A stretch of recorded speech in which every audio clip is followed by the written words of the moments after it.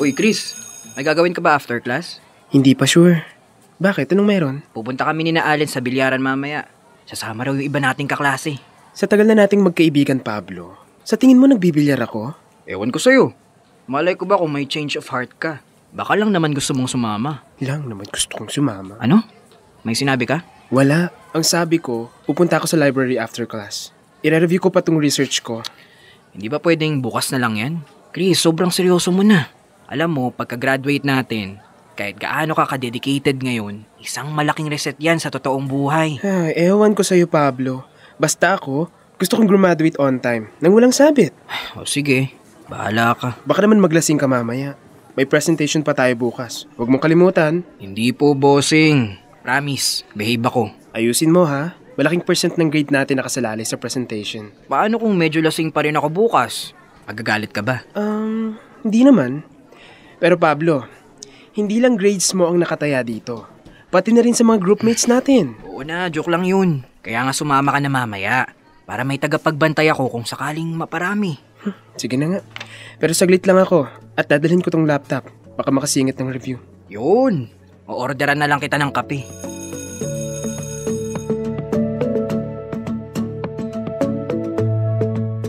Dear love, ako si Chris. At yung kausap ko, siya si Pablo. Kaklase ko simula pa noong first year college. Hindi lang kami basta naging magkaklase. Naging matalik din kami magkaibigan. Noong una, akala ni Pablo straight ako. At nung umamin akong hindi, inakala kong lalayo siya. Pero hindi. Mas lalo pa nga kaming naging malapit. Naging sandalan namin ng isa't isa. Oo, magkaiba kami ng interes. Pero hindi naging hadlang yon para mas mapalalim ang aming pagkakaibigan. Si Pablo, magandang lalaki, matipuno, yung tipong kaya kang ipagtanggol sa snatcher o holdupper. Mabait din siyang kaibigan. Maasahan. Totoo. Kaya siguro, hindi ko na iwasang mahulog. Siguro nga, paghanga lang to. O baka higit pa. Pero sa ngayon, sapat na sa akin ang makita siyang masaya. Kahit hindi niya alam ang totoo kong nararamdaman.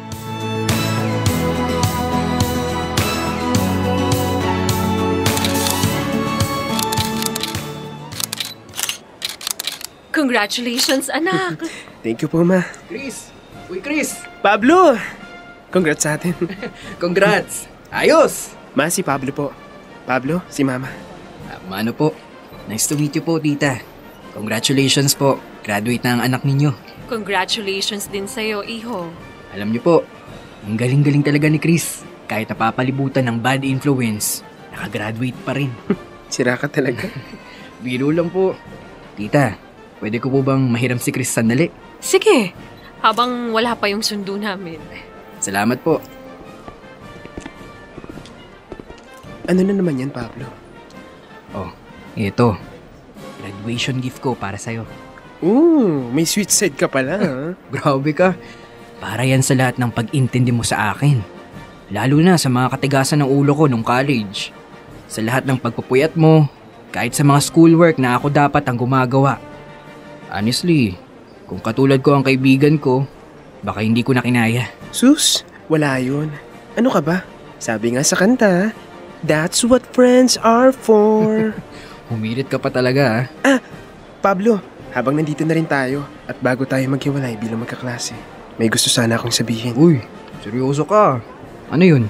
Gaya ng pagtanggap mo sa akin noon, sana wag magbago ang tingin mo sa akin ngayon.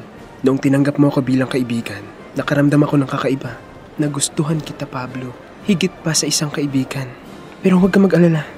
Sinasabi ko lang to bilang closure sa sarili ko. Kasi napagtanto ko na hindi naman pala ganun kalalim yung nararamdaman ko. At least ngayon, malinaw na sa akin. Bakit ngayon mo lang to sinasabi? Ayoko maging awkward tayo noon. Okay lang kung medyo iwasan mo ako pagkatapos nito. Ano ka ba? Wala lang yun sa akin. Kahit noon mo pa sinabi, walang magbabago. Yan kasi ang hirap kapag masyadong gwapo ang kaibigan, may nafo-fall. Ewan ko sa'yo, Pablo. Basta ngayon, klaro na sa akin. Wala na yun. We. Huwag kang mag-feeling dyan. O na, sige na. Congratulations ulit. Sige na. Bye, Pablo. See you soon, Chris.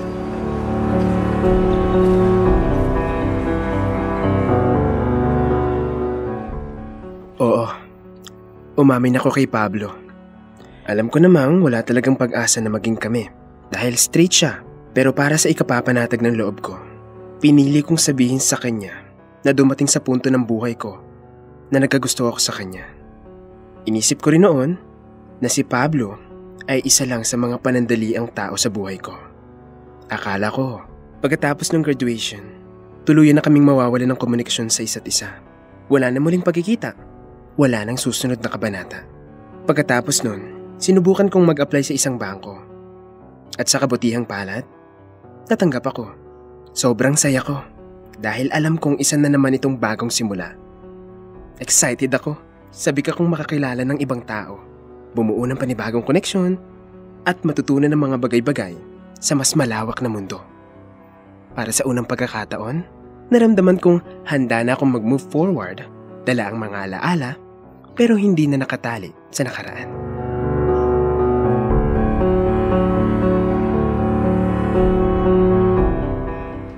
Sabi ko na nga ba matatanggap ka agad? Imposibleng hindi. Thanks, Rosel. Pero kung tutuusin, kaya lang din ako natanggap dahil sa'yo. Parang kinulit mo yata yung boss mo. Uy, hindi ah. Sa sobrang talino mo, kahit saang kumpanya, pasok ka talaga. Noong college pa lang, feeling ko ikaw ang unang makakapagtrabaho sa atin. Feeling ko nga, nasobrahan ako sa pag-aaral. Napagod tuloy ako agad. Well, welcome to the company. At dahil dyan, may welcome gift ako para sa'yo. Chris! Pablo? Anong ginagawa mo dito? Di nagtatrabaho. It's nice to see you again. Workmate. O siya, maiwan ko muna kayong dalawa. Enjoy your mini reunion. Kape tayo mamaya, Rosel. Sige, basta libre mo ha. So, dito ka pala nagtatrabaho? Yup. Galing ng timing, no? Pero, paano mo malalaman tinanggal mo ko sa lahat ng social media mo? Grabe ka. Hindi na kita ma-reach. Sorry. Gusto ko lang magsimula ng panibagong buhay noon. Sana sinimulan mo na lang yun nang hindi pinuputol ang friendship natin. Kasi, pagkatapos ng confession ko sa'yo, parang nahiya na ako. Diba sabi mo, wala naman na? Bakit ka pa maiilang? Bakit, Chris? Meron ka pa bang feelings? Ha? Wala na, no? Sabi ko nga sa'yo, admiration lang yun. Grabe ka, ang laki na agad ng ulo. Okay, sabi mo Pero ngayon, hindi mo na ako matatakasan. Araw-araw mo na akong makikita. Hay nako, sobrang coincidence naman to. Sa dami-dami ng pwedeng makasama sa trabaho, ikaw pa. Uy, parang lugi ka pa. Miss mo lang ako Aminin mo na. Ewan ko sa'yo. Oh, siya. Sumama ka sa amin mamaya magkape ni Rosel Kwentuhan mo kami. Catch up tayo. Sige na nga. Nice to see you again, Chris. Nice to see you again, Pablo.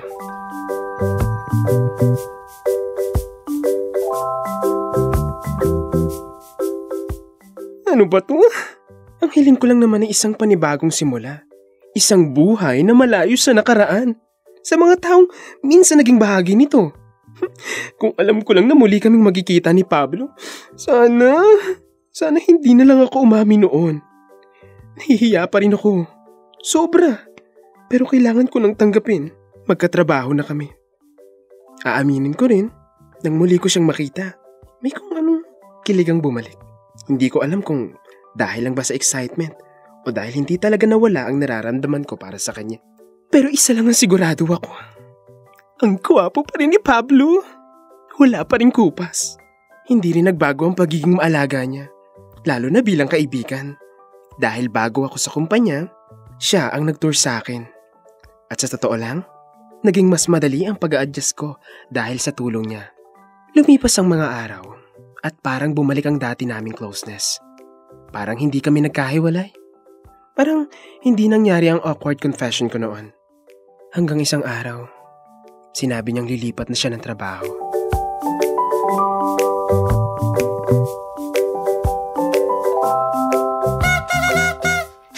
Guys, salamat sa pa-send off Hindi naman talaga kailangan to.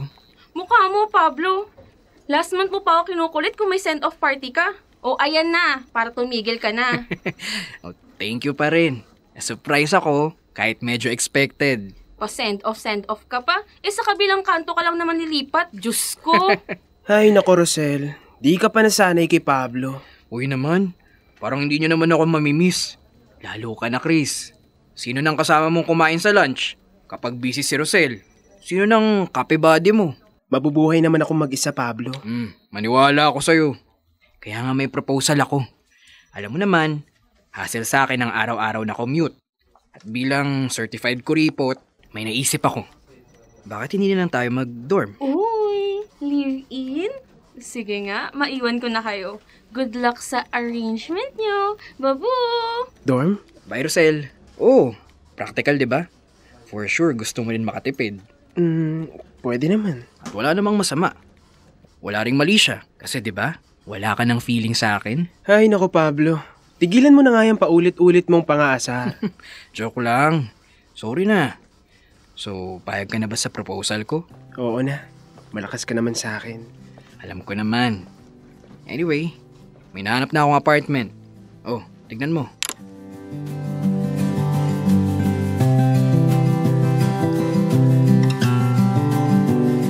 Madali akong pumayag sa gusto ni Pablo. Makakatipid na, makakasama ko pa siya araw-araw. Oo, aaminin ko, attracted pa rin ako sa kanya. Pero hindi ko na balak palalimin pa ang nararamdaman ko. Sa ngayon, sapat na sa akin yung kung anong meron kami. Lalo pa ngayon na nalaman kong may girlfriend na siya. Pero kuhang-kuha pa rin ako ni Pablo.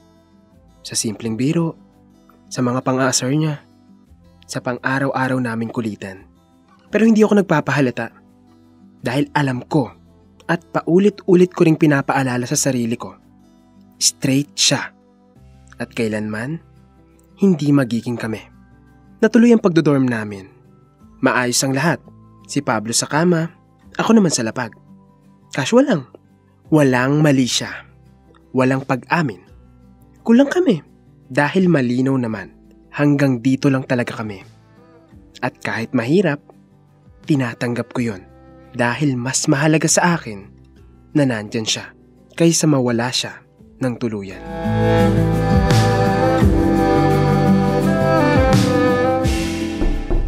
Chris, pabukas. Pablo? Lasing ka? Grabe. Ay, may alak pa. Alam niyong may pasok kami bukas. Tulog na nga lang ulit. Ano ba yun? Ang ingay ng kama. Hoy, Pablo! Anong ginagawa mo? Bakit ganyan ka? Sorry, Chris. Okay lang. Sa sala na lang ako matutulog. Ano nangyayari kay Pablo? Ba't parang... Oh, nag-text pa. Medyo nakainom ako. Gusto mo pa? Ikaw na ang magtuloy? Pablo? Chris?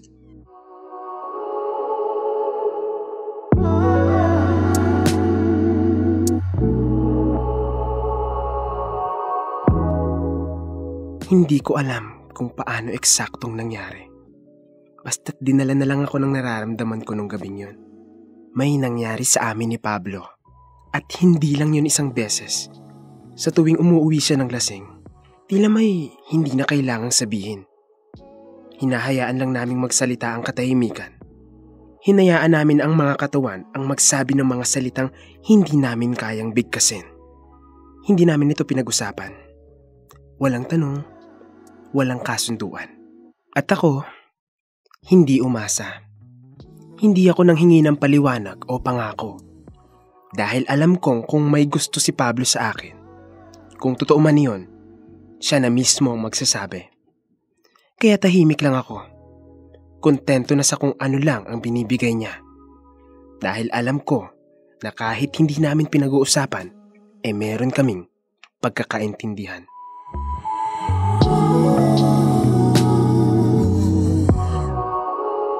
Paano ba yan, Chris? Ikaw na lang dito sa dorm. Oo nga eh. Ang daya mo. Lumipat ka na ng trabaho, lilipat ka pa ng titirhan. Ewan ko. Ganun talaga sa buhay. Alam mo naman, adulting. By the way, congratulations ha. Salamat, Chris. Ikaw nakasubaybay sa journey ko mula college hanggang ngayon. Talagang maituturing na kitang best friend. Best friend? Ano ba to? High school? Hindi ka naman nalulungkot na aalis na ako, di ba? Anong klaseng tanong yan?